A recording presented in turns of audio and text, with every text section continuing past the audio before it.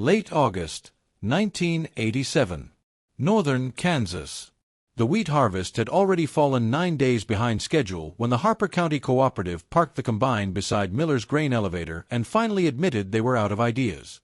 5 mechanics had worked on the machine in less than 2 weeks. One replaced the fuel injectors.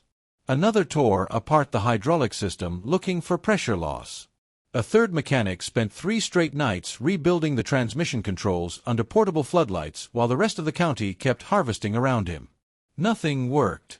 The combine still shut itself down after exactly 11 minutes in the field. Every single time. It did not matter whether the engine was cold or hot. Did not matter whether the grain tank was full or empty. 11 minutes. Then silence. By the 4th breakdown, farmers across Harper County had started calculating losses in their heads every time they drove past the machine sitting dead beside the elevator. Because it was not just any combine. It was a 1976 John Deere 7700, the largest machine the cooperative owned. And nearly 40% of the county's wheat still depended on it. Rain was coming. Everybody knew it. The weather radio in Miller's office had been warning about a storm front moving east across Colorado since Tuesday morning. If the wheat stayed standing much longer, moisture would ruin thousands of acres before harvest crews could finish cutting. The pressure inside town grew heavier every day. Men stopped lingering over coffee at the diner. Pickup trucks moved faster down Main Street. Even the grain elevator workers spoke quieter than usual. And through all of it, the dead combine sat motionless beside the elevator yard covered in dust and grease while mechanics argued around it like doctors losing a patient. Then, early Friday morning, an old farmer named Walter Boone drove into town in a faded white Ford pickup with a toolbox rattling in the truck bed. Walter was 71 years old. He had repaired combines since before most of the cooperative mechanics were born.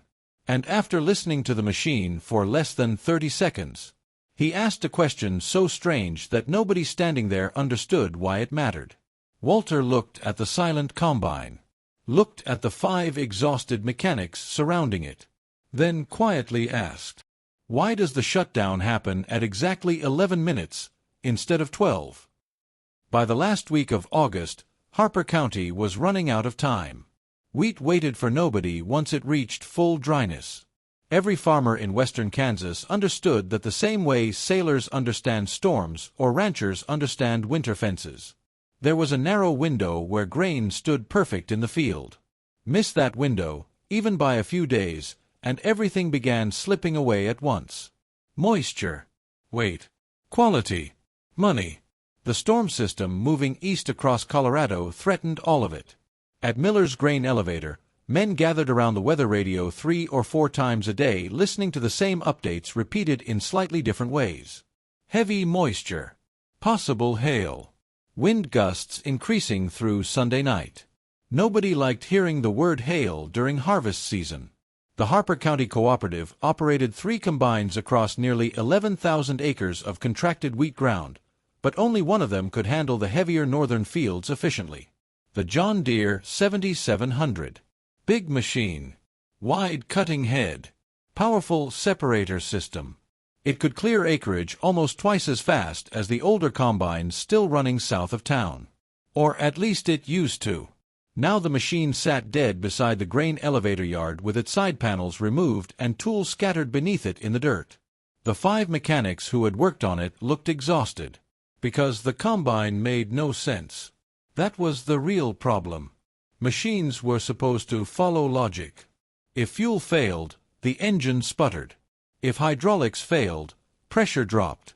If bearings failed, heat built gradually. But the John Deere did something stranger. It ran perfectly. For exactly 11 minutes. Then died clean. No warning. No grinding. No smoke. No overheating. Just sudden silence. Every time. The cooperative's lead mechanic, Dennis Halpern, had stopped sleeping properly 3 days earlier. He was 42 years old, broad-shouldered, permanently dusty, and respected across most of Harper County for keeping old machinery alive long after dealerships stopped supporting it. But even Dennis looked beaten now. He stood beside the combine Friday morning staring into the open engine compartment while two younger mechanics argued quietly near the grain elevator scalehouse. "I'm telling you it's electrical." "It's not electrical." "Then why the exact timing?" Dennis barely listened anymore. They had already checked. Injector pressure lines, fuel, pump, hydraulic system, battery, load separator, clutch, transmission controls. Twice. Some parts had been replaced simply because nobody knew what else to do. The cooperative manager, Howard Miller, stepped out of the office carrying another weather report in one hand. His face alone told everybody the news was worse. "Storm moved faster," he said quietly. "Sunday evening now." Nobody answered. Across the elevator yard the dead combine sat under a layer of fine wheat dust turning golden beneath the morning sun. Men driving grain trucks slowed slightly whenever they passed it. Not because they expected progress. Because failure that large was difficult not to look at. Nearly 4,000 acres still needed cutting. And without the John Deere 7700, the county was going to lose part of the harvest.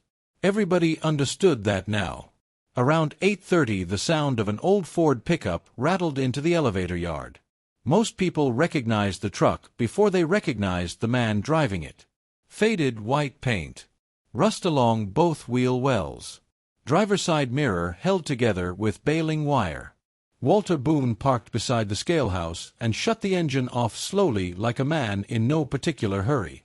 He climbed out wearing an old canvas jacket darkened around the cuffs by years of grease and hydraulic oil. No toolbox at first. No dramatic entrance. Just a quiet old farmer looking toward the dead combine while wind pushed dry wheat dust across the gravel yard. Dennis Halpern rubbed one hand across his forehead. "You really think Walter Boone can fix this thing?" Howard Miller watched the old farmer for a moment before answering.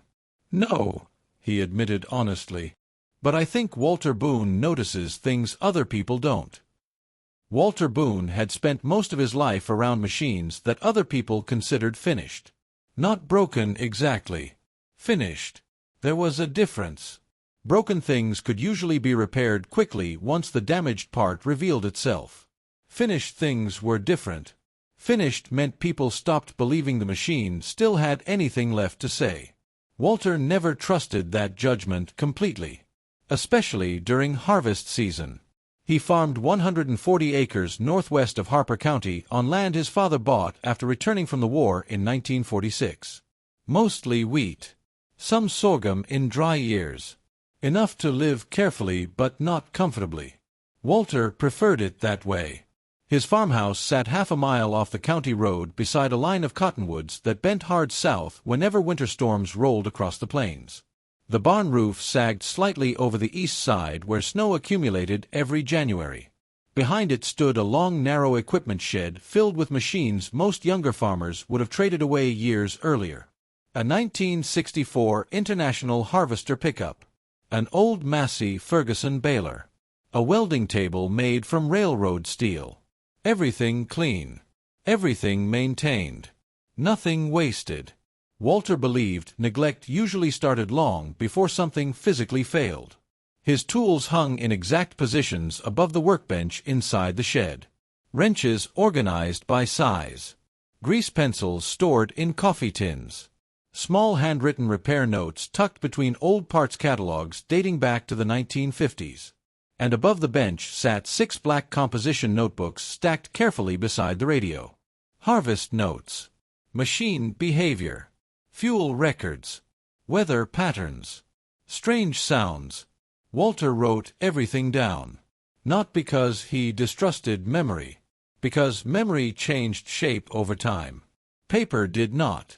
His grandson Eli once asked why he kept notebooks for combines the dealership no longer even supported. Walter had continued sharpening a sickle blade nearly 20 seconds before answering. "Because machines repeat themselves," he finally said. "But only if somebody remembers how they behaved last time." Eli was 14 then. Old enough to drive grain trucks in the field. Young enough to still follow his grandfather through the equipment shed asking questions about bearings and belts and engines that sounded ancient compared to modern machinery. Most people in Harper County respected Walter Boone quietly. He was not famous, not wealthy, not the kind of farmer people interviewed for magazines. But when machinery behaved strangely during harvest, his name usually entered the conversation eventually. Because Walter paid attention differently than most mechanics. Dealership technicians looked for failed parts. Walter looked for patterns.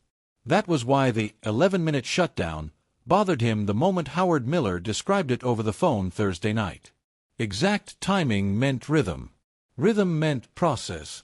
And process meant something inside the combine was reacting predictably.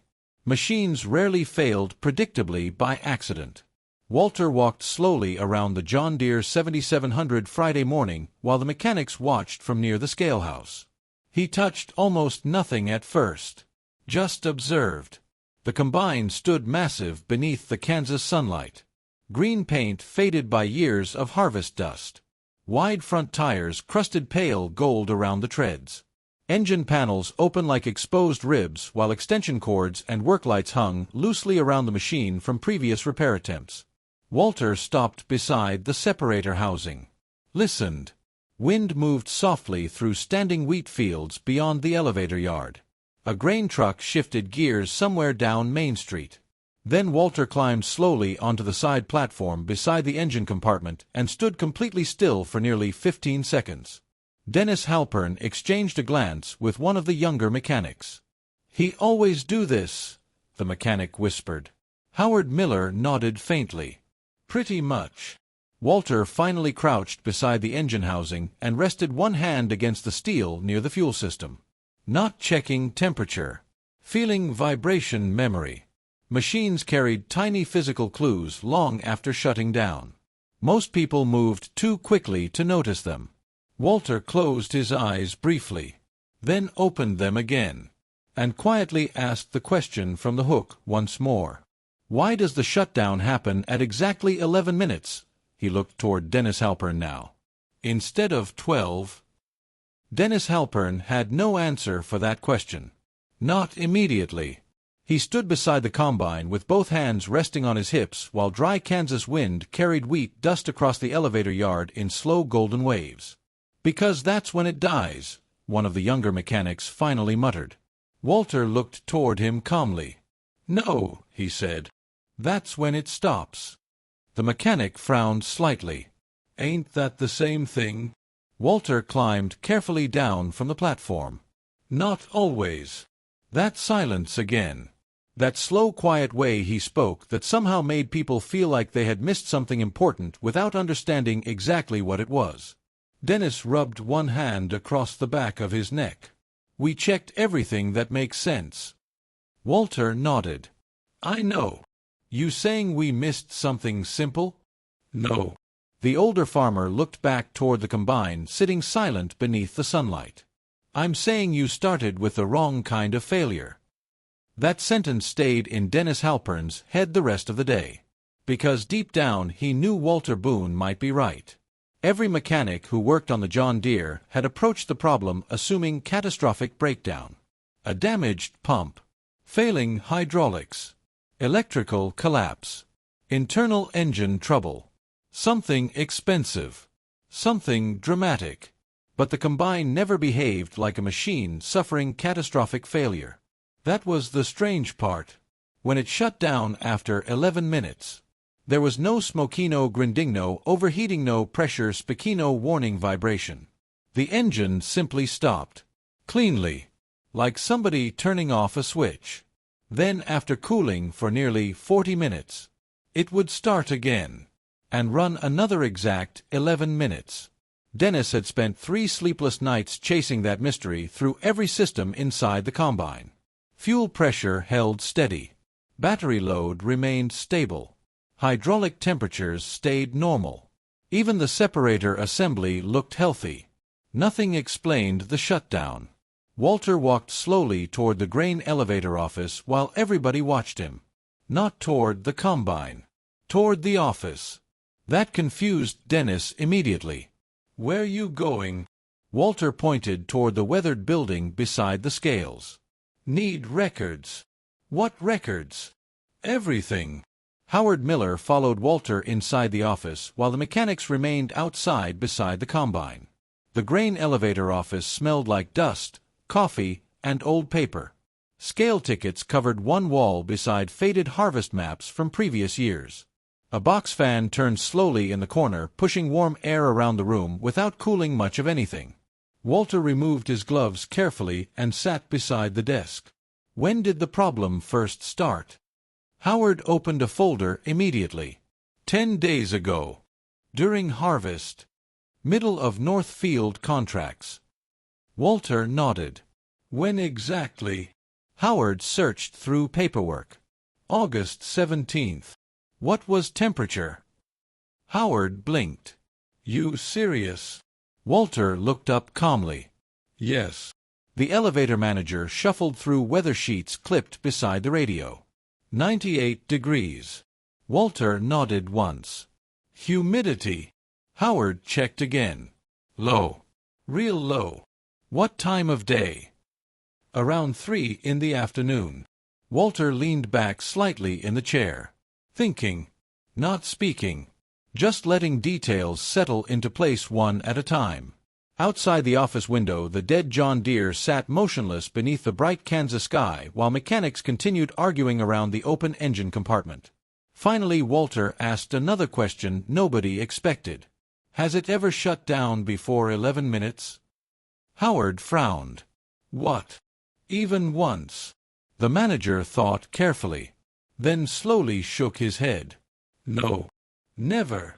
Not that I know of. Walter looked toward the combine again through the dusty office window. That mattered. Exact repetition always mattered. Machines could fail randomly, but repeated timing usually meant a process was reaching the same condition every cycle. Something building. Something reacting. Something resetting. Walter stood slowly and walked toward the door. Howard followed him. You know what's wrong with it? Walter paused before stepping outside, then gave the answer Dennis Halpern would think about for years afterward. No, Walter said quietly, but I know the combine's trying very hard to tell us. Walter Boone spent the next hour doing almost nothing the mechanics considered useful. He did not remove engine parts, did not test hydraulic pressure, did not pull electrical wiring apart looking for shorts. Instead, he watched the combine run. That irritated two of the younger mechanics almost immediately. Around noon, Dennis Halpern climbed into the cab and restarted the John Deere while Walter stood beside the machine holding a small pocket notebook and grease pencil. The engine fired normally. Strong. Clean. No hesitation. The separator engaged smoothly. Belt spun. Fans turned. Everything looked healthy, which somehow made the problem worse. Walter glanced at his wristwatch. Start timing. One of the younger mechanics folded his arms. We already know it dies after 11 minutes. Walter nodded faintly. Yes. He looked toward the machine again. But you don't know what changes before 11 minutes. The combine idled beside the elevator yard while wheat dust drifted through sunlight around the tires. Dennis slowly increased throttle from inside the cab. The machine sounded powerful, confident, exactly like a healthy combine should sound during harvest season. Walter began walking around it in slow circles, listening. Every few seconds he stopped completely still. The mechanics watched him with growing confusion. At 4 minutes nothing happened. At 6 minutes the engine still sounded perfect. At 8 minutes Dennis leaned out the cab window. Same as always. Walter did not answer. He had crouched beside the lower separator housing now, with 2 fingers resting lightly against the steel panel near the return auger system, feeling vibration. At 9 minutes he moved toward the rear cooling vents. At 9.5 he stopped again, completely motionless. Dennis noticed that immediately. What? Walter raised one hand slightly without looking up. Silence. The mechanics exchanged glances. Only the engine sound filled the elevator yard now. Steady, deep, rhythmic. Then Walter slowly walked toward the left side grain return assembly. He crouched, listened, and for the first time all morning, his expression changed slightly. Not excitement. Recognition. At exactly 10 minutes and 38 seconds, Walter stood up abruptly. Shut it down. Dennis frowned through the cab window. What? Now. Dennis killed the separator immediately. The engine settled back into low idle. Several mechanics looked confused. It didn't fail yet, one muttered. Walter ignored him completely. He climbed onto the side platform near the grain return housing and placed one hand against the steel panel. Then he closed his eyes briefly. Dennis climbed down from the cab. What did you hear? Walter did not answer right away. Instead, he removed the inspection cover from the grain return assembly using a wrench pulled from his jacket pocket. The bolts came loose slowly beneath years of dust and vibration. One mechanic stepped closer. You think it's in the separator? Walter finally looked toward him. No. Then what? Walter lifted the inspection cover free and pointed his flashlight into the housing. Dust floated through the beam like smoke. Then he quietly asked, when the last mechanic rebuilt the hydraulic system? Dennis nodded slowly. Yeah. Did anybody clean the grain return sensor? Silence. One of the younger mechanics frowned. The what? Walter pointed deeper into the housing. There. At first nobody saw anything unusual. Just dust. Belts. Metal housing. Then Dennis leaned closer. And his entire expression changed instantly. Because buried beneath a thick layer of packed wheat residue sat a tiny overheated sensor wire barely visible beneath years of grain dust and grease buildup. Dennis stared at it. No way. Walter nodded faintly. Temperature cutoff sensor. The younger mechanic still looked confused. That little thing shuts the whole combine down? Walter rested one hand against the machine. No, he pointed toward the dust packed around the sensor housing. Heat does. Suddenly everything made sense. The exact timing. The reset period. The clean shutdown. The machine had been protecting itself the entire time. Not failing. Protecting. Dennis removed his cap slowly. 11 minutes. Walter looked toward the combine. About how long it takes that sensor to cook under harvest load. For several long seconds, nobody in the elevator yard spoke. Wind pushed loose wheat dust across the gravel while the combine idled softly beside the scale house under the hot Kansas sun. Somewhere down the highway, a grain truck shifted gears heavily climbing toward town. Dennis Halpern stared into the open housing. All week they had chased massive mechanical failures through the combine. Hydraulics, fuel systems, transmission load, electrical breakdowns. And the entire problem might have been hiding behind a layer of packed wheat residue no larger than a dinner plate. One of the younger mechanics laughed quietly in disbelief. You gotta be kidding me. Walter Boone remained calm. Dust traps heat. Dennis crouched lower beside the housing now, flashlight beam moving carefully across the sensor assembly. The wire insulation near the sensor tip had turned brittle dark brown from repeated overheating cycles. How did we miss this? Walter answered without judgment. Because you were looking for broken parts. That sentence hit Dennis harder than he expected. Because it was true. Every mechanic involved had assumed the combine suffered catastrophic failure. Once that assumption settled in, every repair moved toward bigger and more expensive explanations. Nobody checked the simplest repeating condition. Heat buildup. Walter carefully touched the sensor bracket with 2 fingers. Still warm. Even after shutdown.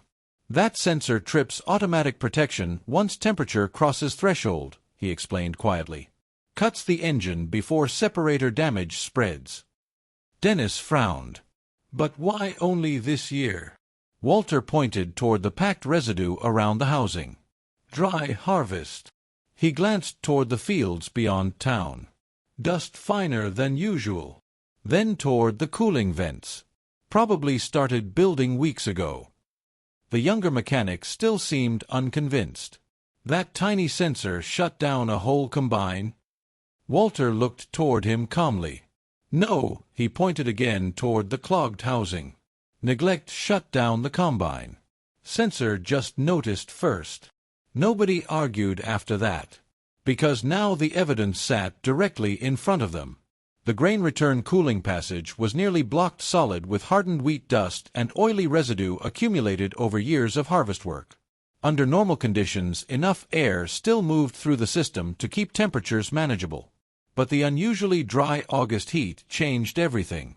Every harvest cycle slowly baked the sensor area hotter until exactly 11 minutes into operation. Shutdown. Same timing. Every single time. Dennis removed the sensor assembly carefully while Walter watched from beside the machine. The wire cracked slightly near the connector. "There's your intermittent contact," Dennis muttered. Walter nodded once. "Heat expands it. And when it cools, connection returns." The younger mechanics stood completely silent now. Not embarrassed exactly. Humbled. Because the solution suddenly looked obvious once somebody noticed the correct pattern. Walter Boone walked slowly toward the scalehouse and sat beneath the shade awning while Dennis and the others began cleaning the separator housing properly for the first time all week. Compressed air blasted years of compacted residue from the cooling channels in thick clouds of pale dust. One mechanic replaced the damaged sensor wire. Another cleaned the vent passages. The entire repair took less than 40 minutes. That part bothered Dennis most. 5 mechanics. 9 days. Thousands of dollars in replacement parts. And the actual failure turned out to be heat trapped behind dirt nobody thought important enough to inspect. Howard Miller stepped beside Walter beneath the awning. "You knew all along?" Walter shook his head. "No." "Then how'd you figure it out?" The old farmer watched dust drifting across the elevator yard for several seconds before answering. "Machines repeat behavior for reasons." He nodded toward the combine. "Exact timing usually means buildup, heat, pressure, friction, something reaching the same limit every cycle." Howard folded his arms. "And the 11 minutes?" Walter finally smiled slightly. "If it was random failure," he looked toward the combine again, "it wouldn't respect the clock." Around 2:30 the storm clouds finally became visible far west of town. Dark, heavy, still distant, but moving closer. Every farmer in Harper County noticed them immediately. Harvest pressure returned all at once. Because now the county needed the combine working today. Not tomorrow. Today. Dennis walked over wiping grease from his hands with a rag darkened almost black. "We're ready to test it." Walter looked toward the fields beyond the grain elevator. Wind had started changing direction. Storm wind. Then he slowly stood up from the bench beneath the awning and quietly said the sentence everybody there had been waiting all day to hear. "Good," Walter Boone said. "Now let's see if the combine remembers how to harvest." By 3 o'clock, the John Deere 7700 rolled north out of Harper County toward the Dalton wheat fields with a trail of dust rising behind it across the county road. Nobody officially called it a crowd. But nearly every pickup leaving town that afternoon happened to be heading in the same direction. Harvest seasons had a way of turning machinery problems into public events. Especially in small farming counties where one broken combine could affect half the local economy. Storm clouds thickened slowly over western Kansas while the convoy moved past dry fence lines and harvested fields covered in pale gold stubble. The air felt heavier now. Wetter. Rain smell beginning somewhere far off beyond the horizon. Dennis Halpern drove the combine. Walter Boone sat beside him in the cab. Quiet. Watching. The younger mechanics followed behind in service trucks carrying extra tools, replacement belts, fuel cans, and enough equipment to rebuild half the separator assembly in the field if necessary. Nobody trusted the repair completely yet. Not even Dennis. That was the problem with machine failures during harvest. Once equipment betrayed you enough times, confidence disappeared before the breakdown actually did. The Dalton field stretched nearly 600 acres north of Miller Creek. wide, flat, perfect wheat ground. Or at least it had been before the weather delays started pushing the crop past ideal cutting conditions. Wind moved heavily through the standing wheat now, bending entire sections slightly beneath the darkening sky. Walter studied the field through the combine windshield while Dennis lowered the cutting header. "You nervous?" Dennis finally asked. Walter thought about it honestly. "Yes." Dennis laughed softly. "That actually makes me feel better." Walter glanced toward him. "Why?" "Means you're not guessing." The combine entered the wheat slowly. The separator engaged. Belts tightened. The cutting header disappeared into the first wall of grain with a deep mechanical roar rolling through the cab floor. Immediately, wheat began pouring through the feeder house into the separator system. Dust exploded outward behind the machine in long golden clouds. Dennis checked the timer clipped beside the steering column. 1 minute.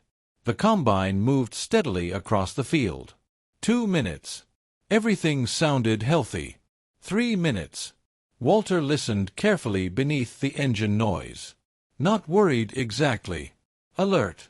The younger mechanics followed along the edge of the field in pickups, watching the combine like doctors monitoring a dangerous surgery. 4 minutes. 5. The machine kept harvesting. Dennis glanced toward Walter. "Feels different." Walter nodded slightly. Cooling airflow returned.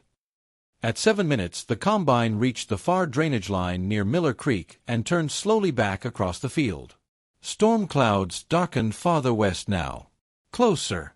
Wind carried cooler air through the open wheat. 8 minutes. 9. The younger mechanic riding in the service truck checked his watch repeatedly now. Everybody knew the number. 11 minutes. That invisible wall where the combine always died. Dennis tightened his grip slightly on the steering wheel. 10 minutes. The separator continued running smoothly. No hesitation. No vibration. Walter rested one hand lightly against the side panel beneath the cab window. Feeling. Listening. 10 minutes, 30 seconds. The younger mechanics stopped talking completely. 10:45. The combine pushed through another heavy section of wheat without slowing. 10:50. Dennis could hear his own heartbeat now beneath the engine noise. 10:55.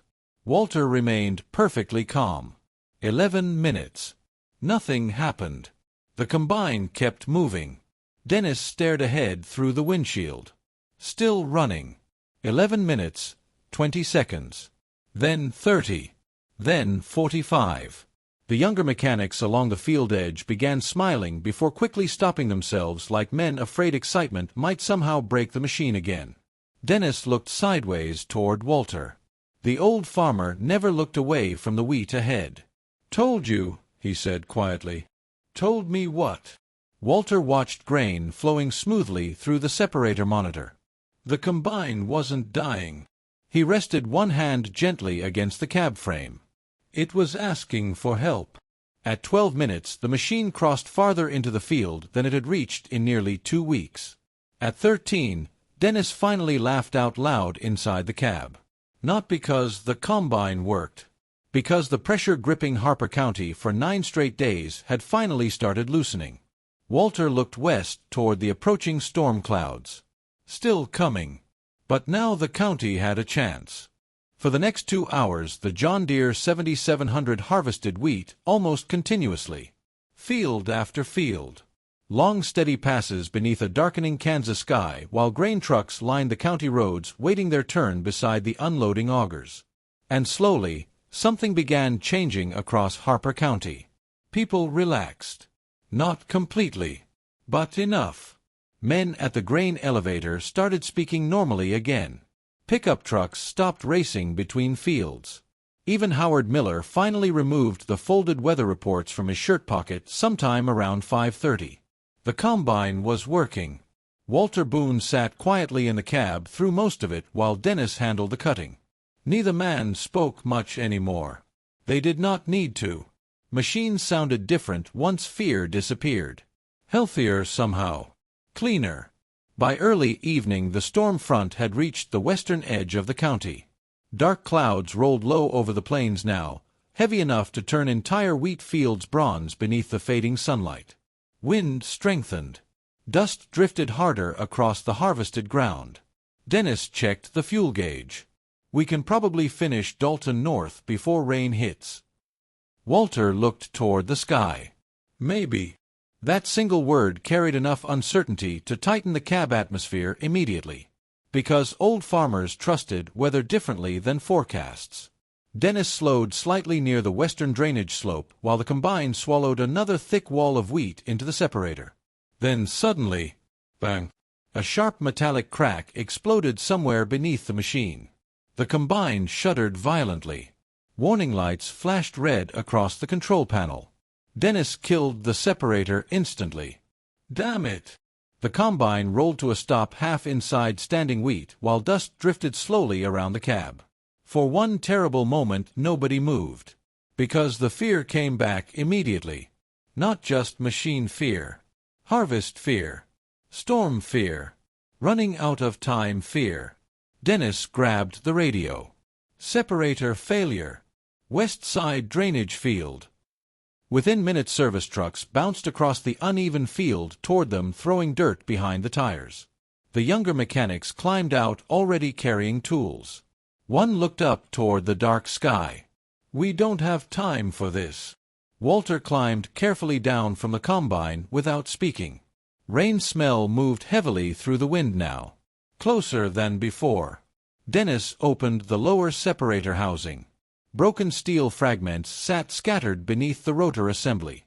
One mechanic swore quietly under his breath. What broke? Dennis lifted a damaged chain tension arm into the fading light. The metal had cracked completely through.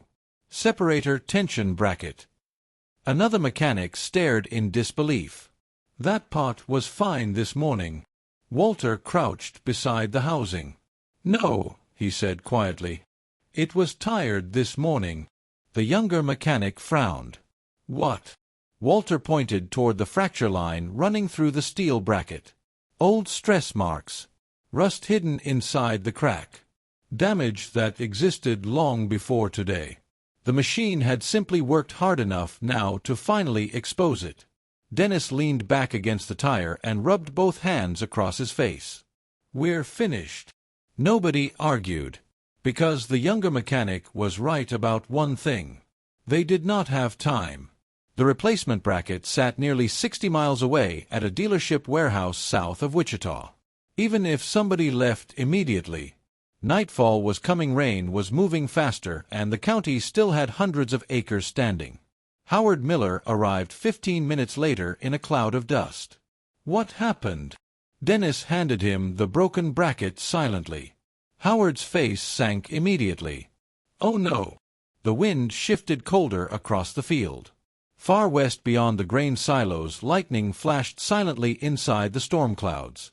Walter Boone remained crouched beside the separator housing, studying the broken bracket without emotion.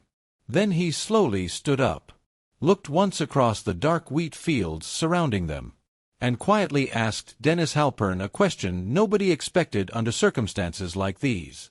You still got that welding truck from County Road Repairs? Dennis looked at Walter for a second without answering. Then realization crossed his face. The old Lincoln rig? Walter nodded once. It still runs. Mostly. One of the younger mechanics shook his head immediately. You can't weld that bracket in the field. Walter looked toward him calmly. Why not? Because it's under constant separator load. The mechanic pointed toward the damaged housing. Even if we patch it, it'll snap again. Walter held the broken bracket in both hands, studying the fracture line beneath the fading evening light. No, he said quietly. It snapped because nobody noticed the stress spreading. That silence again. That same quiet certainty that somehow made arguments feel smaller before they fully formed. Lightning flashed farther west across the Kansas horizon. Closer now. Wind bent the standing wheat in long dark waves around the combine. Howard Miller checked the sky nervously. We're out of time. Walter looked toward the remaining uncut acreage stretching across Dalton North Field. "No," he said. "We're out of easy options." The county welding truck arrived 20 minutes later, bouncing hard across the uneven field road with old generator equipment rattling in the bed. An aging Lincoln welder sat mounted behind the cab, covered in rust dust and faded highway decals. Walter walked around it once, then nodded. Good enough. Rain smell thickened heavily in the air while the younger mechanics removed the damaged bracket completely from the separator housing. One held a flashlight while another cleaned the fractured steel edges with a grinder, throwing sparks across the darkening field. Dennis watched Walter carefully now. Not skeptical anymore. Learning.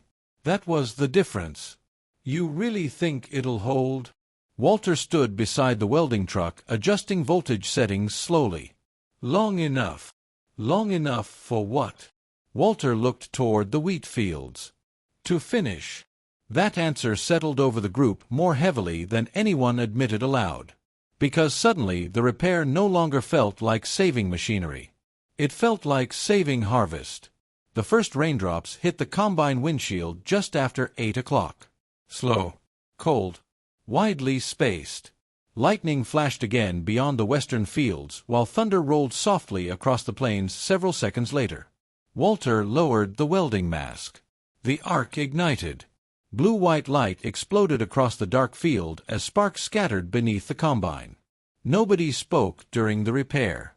The only sounds were welding current, distant thunder, wind moving through wheat rain beginning against steel panels. Walter welded slowly, patiently, not trying to make the repair beautiful, trying to make it survive.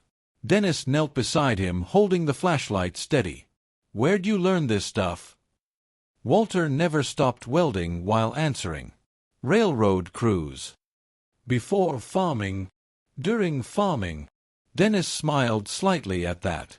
The old farmer finished the final weld pass and allowed the bracket to cool naturally instead of rushing water across the metal.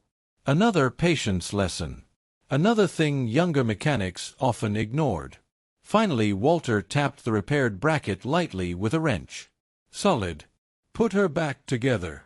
The younger mechanics reinstalled the separator assembly beneath increasing rain, while lightning flickered across the horizon almost continuously now. Time had nearly disappeared. Howard Miller checked the weather radio in his truck. Storm lines splitting north. He looked toward Walter. "Might miss us another hour." Walter climbed slowly back into the combine cab. "Might be all we need." Dennis restarted the engine. The John Deere roared back to life beneath the storm-dark sky while rain drifted across the windshield in thin silver streaks. The younger mechanics stepped away from the machine silently. Watching. Waiting.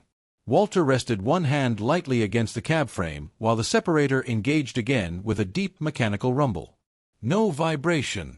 No grinding. Steady. Dennis looked sideways toward him. "You trust it?" Walter watched the wheat ahead bending beneath the wind, then answered with the same calm voice he had carried all week. "No machine deserves trust forever." He looked toward the repaired separator system. "But this one deserves another chance."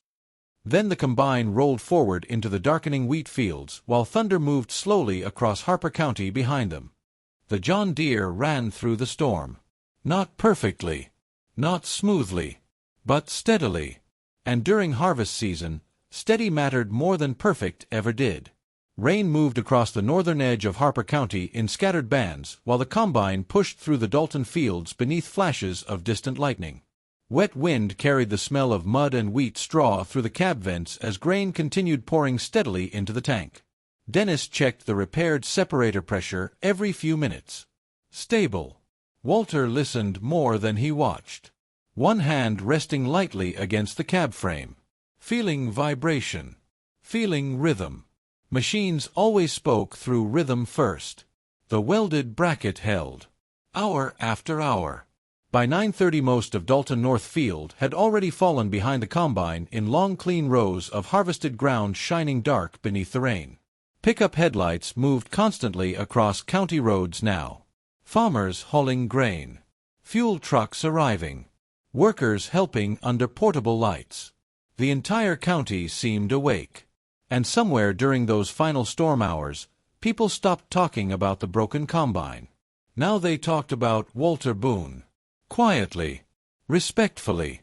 The younger mechanic riding beside the service truck finally shook his head and laughed to himself. "All week," he muttered. Whole county nearly panicked over dirt and one cracked bracket. Dennis overheard him. "No," he said while watching the combine lights move across the field. Whole county panicked because nobody slowed down enough to understand what the machine was saying. That sentence stayed with him. Probably forever. Around 10:15 the rain finally strengthened. Real rain now. Heavy enough to hammer against the combine windshield and flatten sections of standing wheat ahead of the header. Howard Miller drove out from town with fresh coffee in thermoses and stood beside the field watching the machine work beneath the storm lights. How much left? Dennis checked the acreage map. Maybe 40 acres. Howard exhaled slowly. 40 acres. After 9 days of fear and breakdowns and failed repairs, the county was actually going to finish before the storm fully arrived. Walter Boone climbed carefully down from the combine during refueling while rain soaked dark patches across his old canvas jacket. Howard handed him coffee. "You saved harvest." Walter took the thermos politely. "No," he said. "Harvest was already there." Howard laughed softly. "You know what I mean." Walter looked back toward the combine sitting beneath rain and work lights in the middle of the dark Kansas field. Steam drifted lightly from the engine housing into the cold air. Then he quietly said, "Machines don't usually fail all at once." He wiped rainwater slowly from one glove. People just stopped paying attention to the small warnings. Nobody answered after that. Because everybody standing there knew he was talking about more than combines. The final rows fell just before midnight.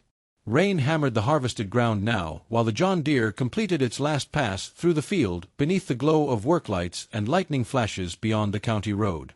When the separator finally disengaged, silence spread slowly across the wet Kansas night. No cheering. No shouting. Only tired men standing in rain watching steam rise from war machinery while the storm rolled overhead. Dennis climbed down from the cab and looked toward Walter Boone. The old farmer stood quietly beside the combine with rain dripping from the brim of his cap. "You know," Dennis said slowly, 5 mechanics worked on this thing before you." Walter nodded. "They're good mechanics." Dennis frowned slightly. "Then why'd they miss it?" Walter looked out across the harvested fields, disappearing into darkness beyond the lights. Then he gave the answer Harper County would repeat for years afterward. "Because," Walter Boone said quietly, "modern people get uncomfortable when the real problem turns out smaller than their pride." The storm stayed over Harper County for 3 straight days. Rain flooded low roads south of Miller Creek and turned the wheat stubble fields into long stretches of black mud beneath gray September skies. Farmers gathered at the Maple Grove Diner every morning drinking burnt coffee while weather reports crackled softly through the radio behind the counter. And almost every conversation eventually returned to the same story. The combine. The 11-minute shutdown. Walter Boone.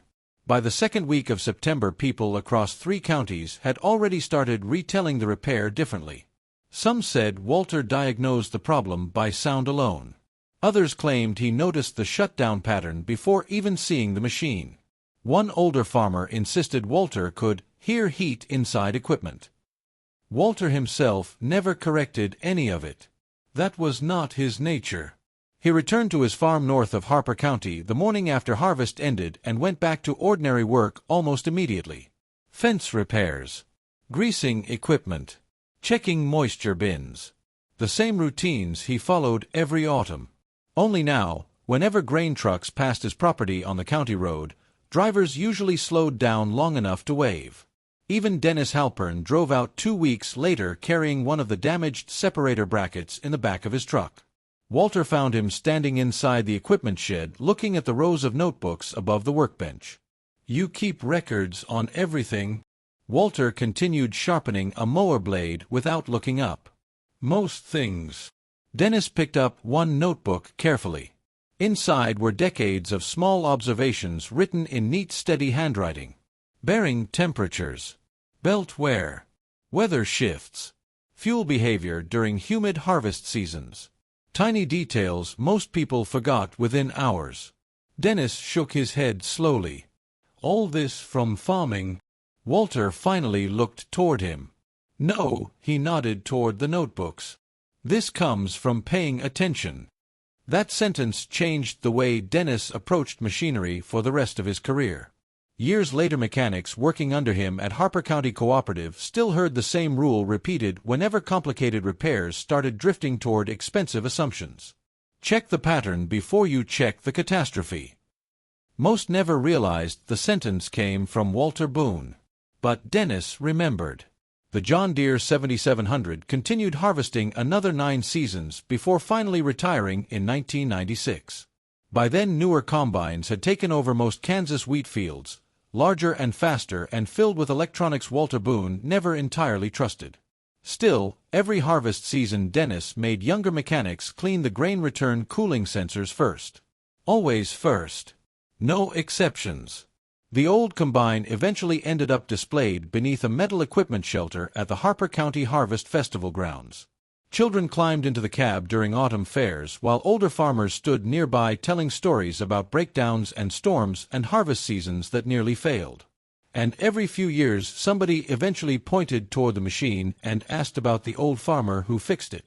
The older men usually smiled when that happened. Then one of them told the story about the combine that shut down every 11 minutes. And the old farmer who understood the machine wasn't dying. It was trying to warn them. Walter Boone died quietly in the spring of 1999. Heart failure. Early morning. Same farmhouse. Same wheat fields beyond the window. Dennis attended the funeral carrying one of Walter's old notebooks Howard Miller found in the equipment shed after the family cleaned the property. Folded inside the final page sat one sentence written alone near the bottom in faded blue ink. No date. No explanation. Just a thought Walter apparently decided mattered enough to save. It read, "Most disasters become expensive only after people ignore the small, honest warnings." And maybe that was the real lesson all along. Not about combines. Not even about farming.